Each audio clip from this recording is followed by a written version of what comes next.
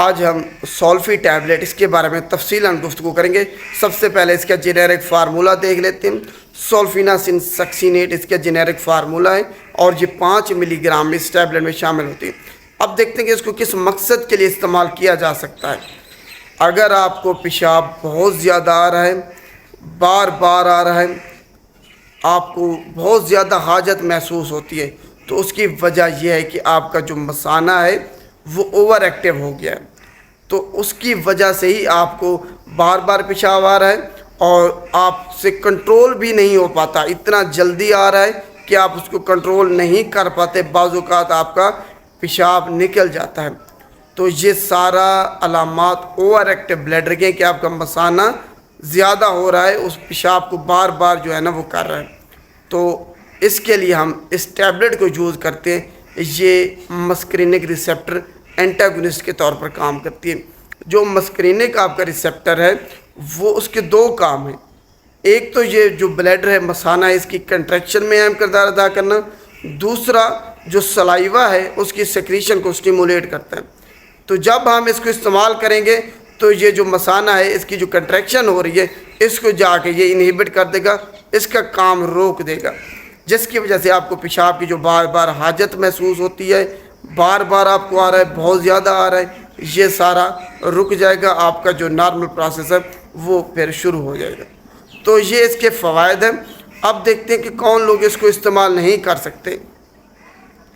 بچے اس کو استعمال نہیں کر سکتے، حاملہ خواتین اس کو استعمال نہیں کر سکتی، دودھ پلانے والی مائیں اس کو استعمال نہیں کر سکتی، وہ لوگ جن کو الرجی یا ہائپر سینسٹیوٹی ہے وہ بھی اس کو استعمال نہیں کر سکتے۔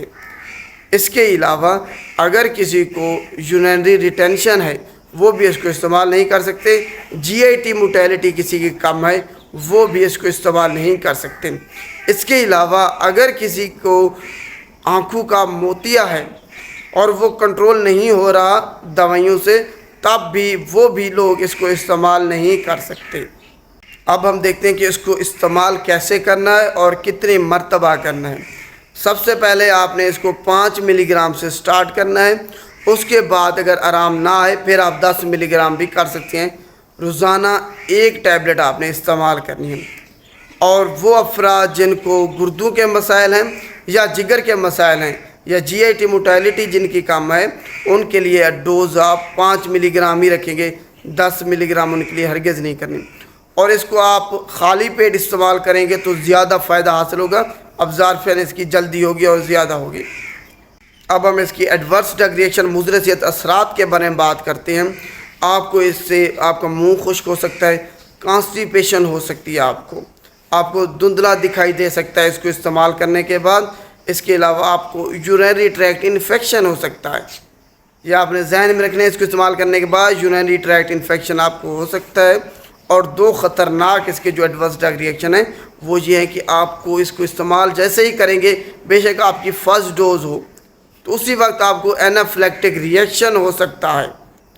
دوسرے نمبر پر آپ کو سویلنگ ہو سکتی ہے آپ کے ہونٹوں پہ، آپ کے چہرے پہ، آنکھوں پہ یا پھر آپ کے سانس کی نالی میں۔ تو جیسے ہی اگر یہ 2 چیزیں ہوں، اینافلیکٹک ریئیکشن ہو جس کی آپ کے جسم پہ الرجی ہوگی، اور دوسرے نمبر پر سویلنگ اگر آپ کو ہو، تب آپ نے اس کا استعمال بند کر دینا ہے اور فوری طور پر قریبی ہسپتال سے رجوع کرنا ہے۔ تو یہ آج کا ٹاپک سارا اس ٹیبلٹ کے بارے میں تھا۔ امید ہے آپ کو تفصیلاً سمجھ آ گئی ہوگی۔ شکریہ۔